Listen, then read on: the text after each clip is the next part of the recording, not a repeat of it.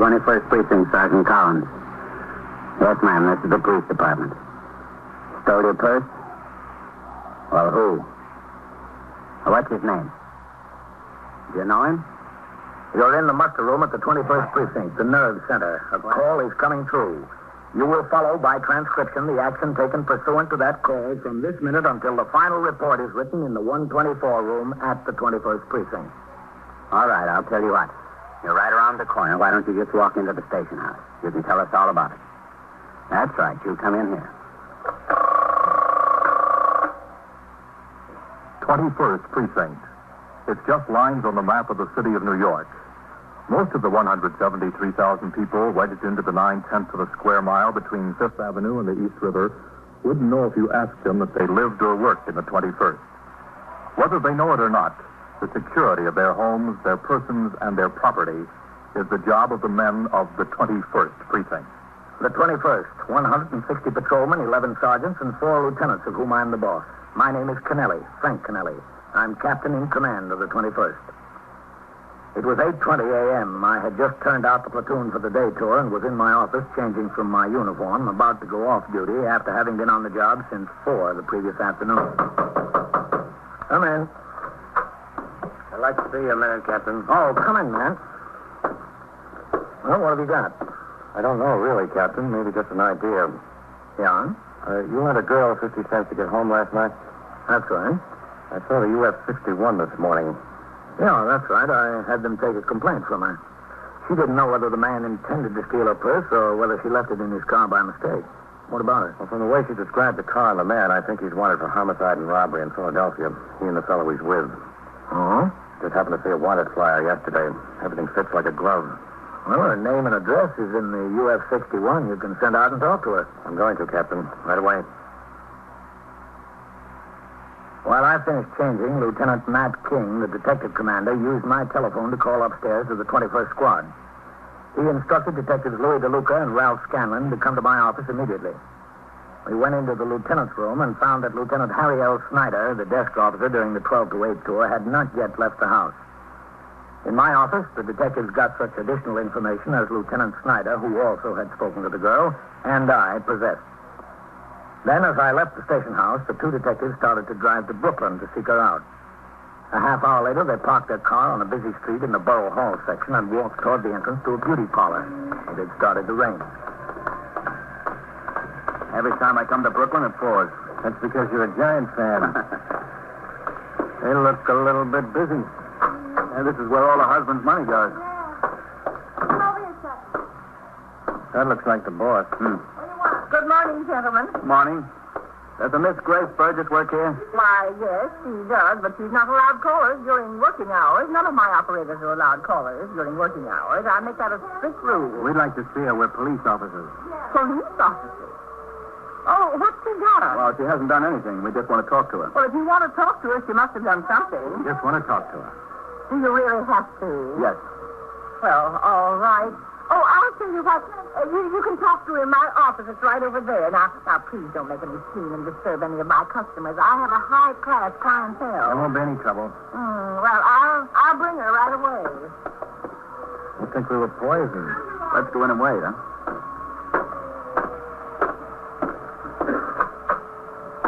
This must be a nice business. Yeah, for the boss, I guess. I don't think the girls make too much. Some do all right with tips, I hear. You think this is going to amount to anything? Pretty thin. Well, you can't tell. It might be the right guy. Well, we'll see fast enough, I guess. Here she is. Go in, Grace. Good morning. Good morning. Now, don't keep her too long. Her book is full of appointments, and I'll have to take Mrs. Terry myself. No, we won't keep her long. Oh, do you want me to stay as a witness, I mean? No, thank you. That won't be necessary. Well, all right, if you say so. We're sorry to disturb you at work, Miss Burgess, but this may be important. Well, it's important. I guess it's all right. I'm Detective Ralph Scanlon. This is Louis DeLuca. How you do? We're from the 21st Squad in Manhattan. Oh, is it about what happened when I was there last night? In a way, yes. You see, that didn't seem very important. It's not important enough to bring you all the way over to Brooklyn. Well, it might have a connection with something important. Oh, gee. You reported your purse was stolen last night. Now, would you mind telling us exactly how it happened? Well, I didn't say it was stolen exactly. I distinctly told the captain it might have been a mistake. Yeah, we know. Have you got a cigarette? She doesn't let us carry them in our uniform pockets. Yes, sir. Like I told the cat. Hank, I was in this bar last night by myself. Where? In Brooklyn, on Ocean Avenue. Miss Stella and I, he was alone, too. We started a little conversation. He told you his name was Carl. That's right, Carl. Carl Board. Well, we got to talking, and one thing led to another, and he asked me if I'd like to go to a party with a whole lot of people. Well, he seemed like a nice enough boy, and I didn't have anything to do, so I said yes. Well, the party turned out to be in New York. Well, didn't that make any difference?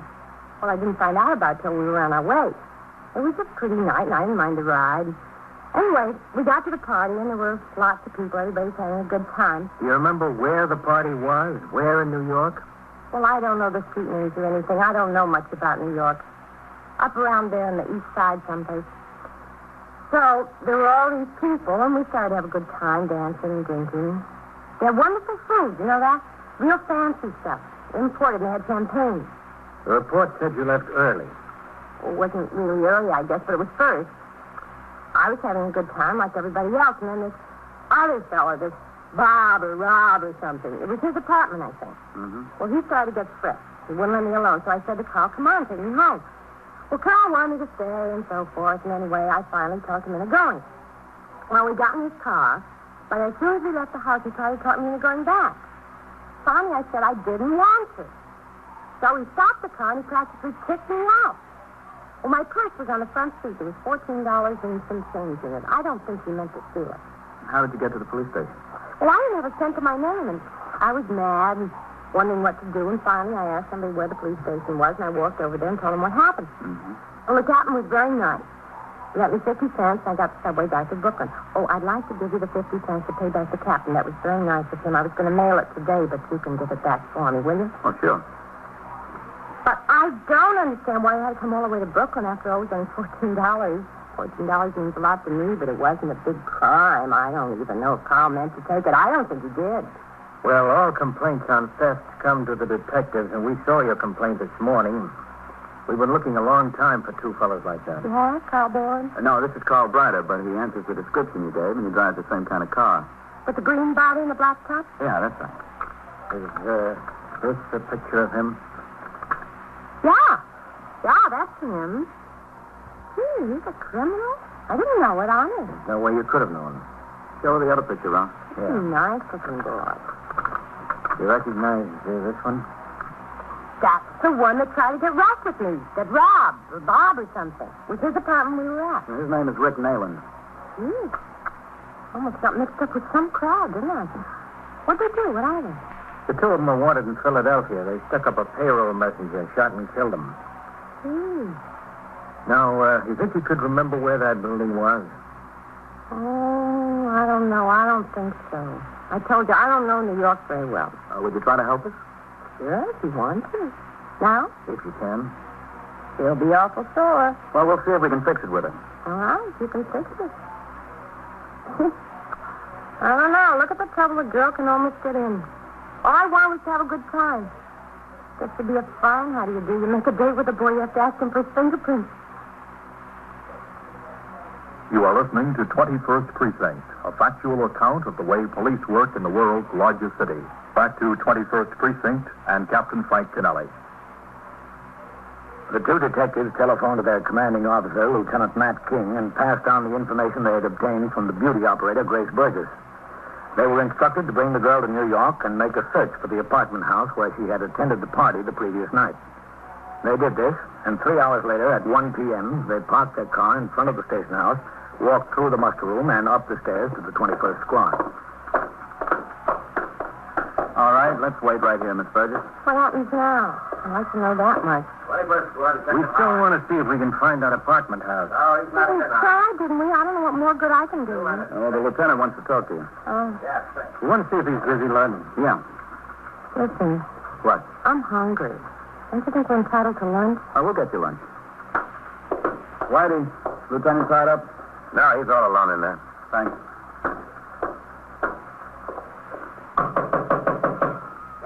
DeLuca, Lieutenant. Yes, sir. We've got that Grace Burgess here. Did she locate the building for you?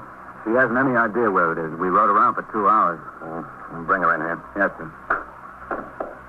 Scanlon? Yeah? Okay. She's not much help at all. Right in there, Miss Burgess. Yeah. Come in, Miss Burgess. Thank you very much. Close the door, Scanlon. Yes, sir. Now, everybody move along. This is Lieutenant King, Miss Grace Burgess. Hello. I'm sure. Sit down, please. Oh, thanks. I understand you weren't able to locate the house, Miss Burgess. It's too bad. Well, I tried. I can't say I didn't try. She tried, Lieutenant. Yes, sir. We rode every street between 57th and 79th and 5th Avenue of the River.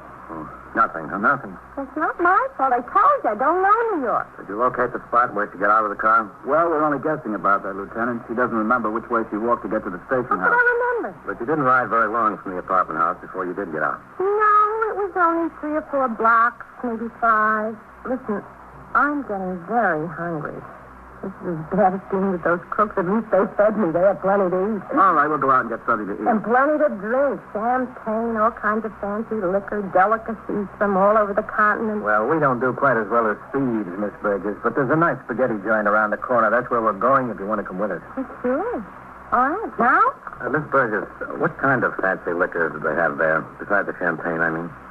Well, whiskey. There's Scotch whiskey from Scotland and something from Sweden or someplace. Somebody said it could really knock you for a loop, so I didn't try any. Aquavit? Yeah, aquavit.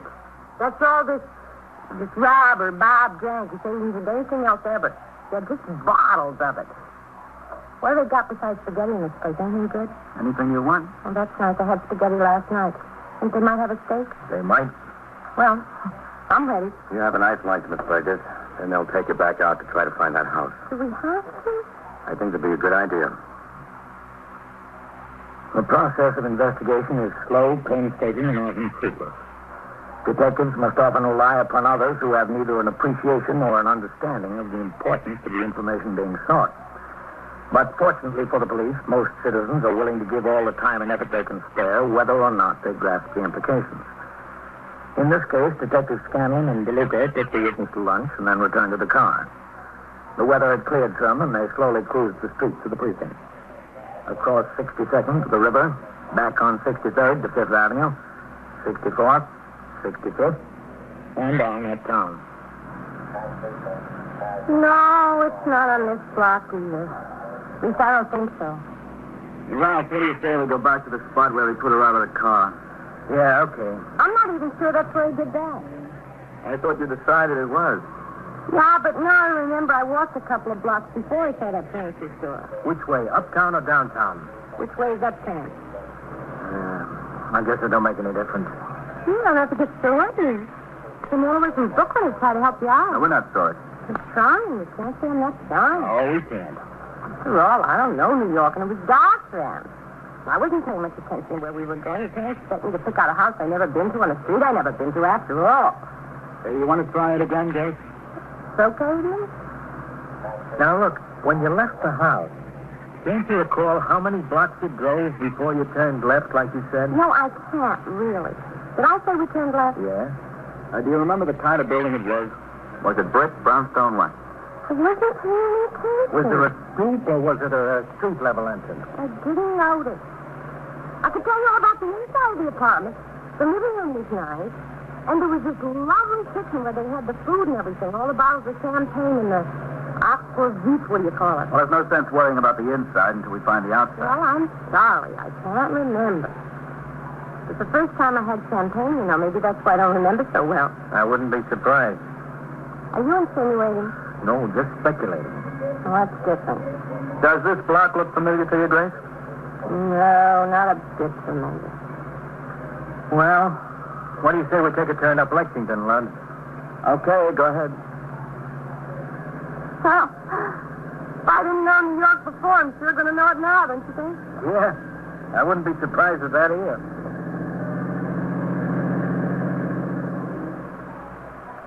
The search for the apartment house continued all that afternoon and into the night. The detectives had no luck. In the meantime, Lieutenant King had taken other investigatory steps in an attempt to locate the 2 fugitives from Philadelphia who were thought to be someplace in the precinct. His immediate superior, Captain Robert Fleischer, detailed 4 detectives from the 6th Detective District to assist in the hunt. 2 additional men from the Manhattan East Homicide Squad were sent to lend a hand. At the turnout of the platoons for the night tour at 4 p.m. and the late tour at midnight, the uniformed officers of the 21st were given descriptions of the fugitives and shown their photographs. If they were holed up in the precinct and showed their faces on the street, it was more than possible that any one of the 150 men who patrolled every inch of the streets might spot them. At 7:45 the next morning, I came into the muster room to report for duty for my day tour. I walked around behind the desk where Lieutenant Pope was on duty as desk officer and signed the blotter. Then I passed the telephone switchboard where Sergeant Collins was on the job. Good morning, Captain.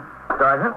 There's a few messages on your desk. Oh, good. Listen. Excuse me, Captain. Yeah, go ahead. 21st Precinct, Sergeant Collins. Yeah? All right. Yes, sir, we'll take care of it. Park Avenue and 68, yes, sir. Thank you. Dead dog in the street, Park Avenue and 68, Captain. Yes, sir. Any trace of those 2 Philadelphia fugitives? There must not be. Lieutenant King asked us to keep giving him the descriptions to the men. Mm-hmm. All right, I'll be in my office. Yes, sir. Captain. Morning, man. You talked to the man about those 2 fugitives this morning, Yes, man, sure. How are you doing with them? Yeah, not too good. The girl identifies the pictures of both of them. She's sure about them.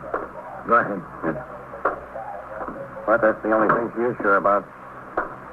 She had her out riding almost all day yesterday. She couldn't locate the building. She had no idea where it is. Mm-hmm. What else have you got working on it?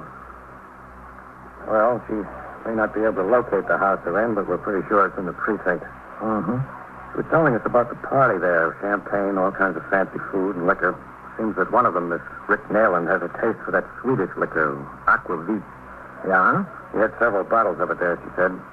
Well, we know they were in Philadelphia before they got into the deal. They came to New York in a hurry. They certainly didn't carry that liquor with them. Must have bought it here. Aquavit? That stuff's not too common. No, sir.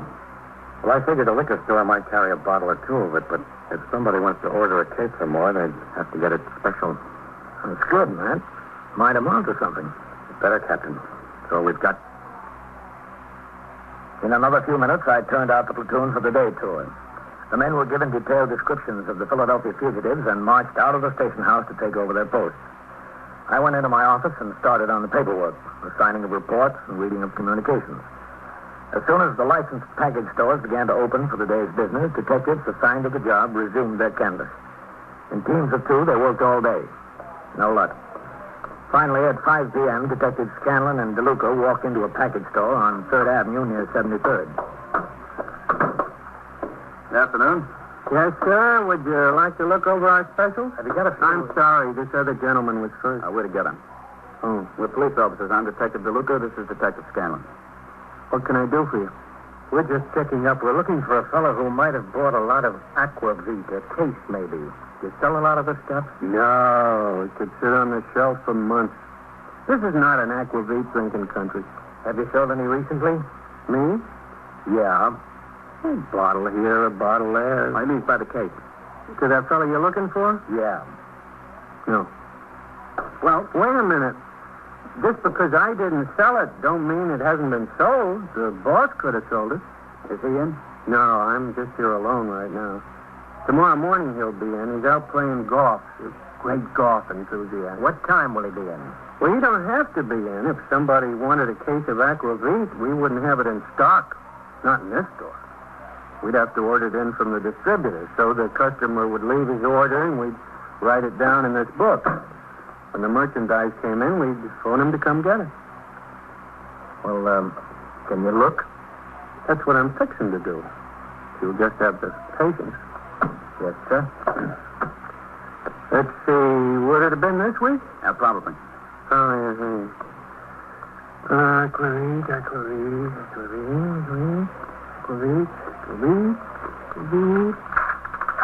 Aquavit. Yo, 1 case. Helgerson's. Good brand. Imported. Let's see. 1 case at $69.25. The stuff ain't cheap. What name did he give? Let's see. Robert, Newfield. Well, it could be Nayland. The initials tie up. Yeah, Eldorado 58098 there. Don't you take an address? Why? They order the stuff. When it comes in, we call them on a telephone. They come and get it. When was this ordered? Well, the order went in on Tuesday. It says it arrived here Wednesday afternoon. They came and picked it up. That's what it says. Who sold them? That looks like the boss is writing. He won't be here until tomorrow. Where can we get in touch with him? Well, about the 16th hole, I think. Well, we can check out the telephone number and get the address that way. Yeah, let's hope there isn't another aquavit drinker around here. There ain't many. Take my word for it. That stuff gathers dust on the shelves. It's a long time between aquavit customers. They're scarce. Are they? We're going to make them even scarcer. This information was telephoned immediately to Lieutenant King. The telephone number, Eldorado 58098, was checked out. The address listed turned out to be a brownstone house converted into apartments on 74th Street near 2nd Avenue. A plant was put on the building. In order to avoid observation, the superintendent of the building was called on the telephone and asked to meet Lieutenant King in a drugstore on the corner. He was taken to the lieutenant's car and questioned concerning the fugitives. He said that an apartment, 2B, had been subleased furnished to a Robert Newfield just 10 days earlier by a tenant who would be out of town for 3 months. In the 10 days, he had seen Robert Newfield only once. The superintendent was shown the photograph of the killer, Richard Nayland. Although he said he thought it resembled the new occupant of the apartment, Robert Newfield, he would not make a positive identification. He was shown the picture of the other fugitive, Carl Brider. The superintendent could not remember ever having seen him. At 5:30 p.m., Lieutenant King sent Detective DeLuca to Brooklyn to get the girl, Grace Burgess, and bring her to the 21st Squad. Then, with them, he rode to the 74th Street address. I hope this isn't another wild goose chase. Well, believe me, you don't hope so any more than we do. I had this date tonight. I gave the boy some silly excuse when I broke it. Probably thought I was lying. Well, we'll give you a letter. Will you? All right, slow down, Les. Yes, sir.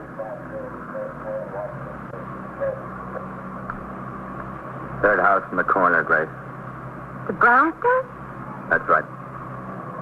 Yeah, I have no reason to remember. That's where you were to the party, wasn't it? It's late at night. Listen, is that door red?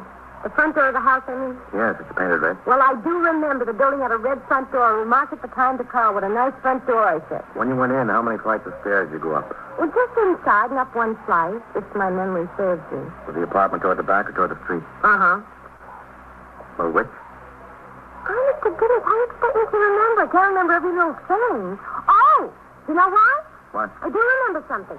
When we were going in, there was a lady coming out, and she had the nicest hair French poo you ever saw. A little bitty thing. Just as big. Very little dog. I remarked to Carl at the time. I never saw a cuter dog. What color was the dog? Black, I think? Yeah, black. All right, Led, let's go back. Yes, sir. Oh, if I can't say definitely, I can't say definitely. You've been a lot of help, Miss Burgess. Have I? A lot of help. Yes. After Lieutenant King returned to the precinct, he sent Detective DeLuca back to 74th Street to talk once more to the superintendent of the building. The super confirmed that there was a tenant who owned a dog exactly as described by Grace Burgess. The plant was maintained on the building. Neither of the suspects was seen to enter or leave. There was no indication whether anyone was in the apartment being kept under surveillance. Because the fugitives were killers and both probably armed, it was decided to wait until early in the morning. In the meantime, the raid detail was organized. It consisted of 6 detectives from the 21st Squad, 2 from the 6th Detective District, and 4 patrolmen from the 21st Precinct. I stayed on the job to go along with Lieutenant King. The pass key to the apartment was obtained from the super, and at 4 a.m. all the men were given their various assignments. With Detectives DeLuca, Scanlon, and Howard, Lieutenant King and I walked toward the street entrance of the building. All right. Yes, sir. Let's go.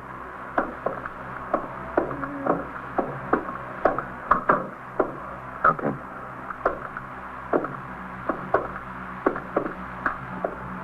Now, What, man? I wanted to get a haircut today. I forgot. Did you?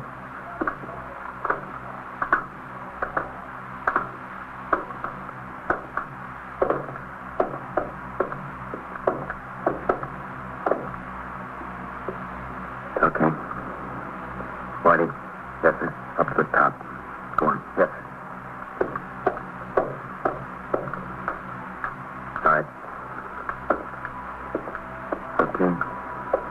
Here's the key lock. Yes, sir. Quiet.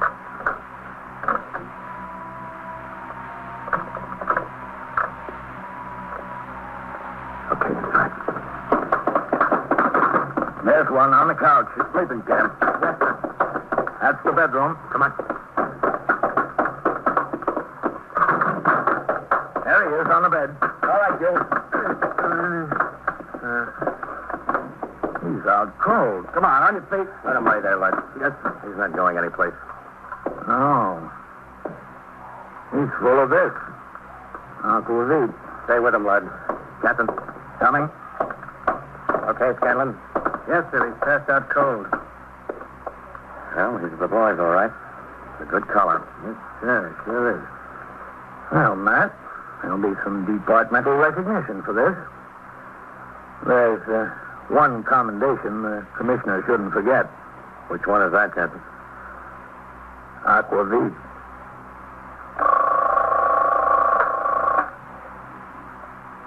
"21st Precinct, Sergeant Collins. Who's trying to kill her? How old is the girl? 16? What is it? And so it goes, around the clock, through the week, every day, every year. A police precinct in the city of New York is a flesh and blood merry-go-round. Anyone can catch the brass ring, or the brass ring can catch anyone." 21st Precinct, transcribed, a factual account of the way the police work in the world's largest city. It's presented with the official cooperation of the Patrolmen's Benevolent Association, an organization of more than 20,000 members of the police department, City of New York. Everett Sloane in the role of Captain Kennelly, Ken Lynch as Lieutenant King. Featured in tonight's cast were Elspeth Eric, Evelyn Varden, John Sylvester, Eric Dressler, John Gibson, Joseph Julian, and Jack Orison. Written and directed by Stanley Niss. Produced for CBS Radio by John Ives. Bob Pfeiffer speaking.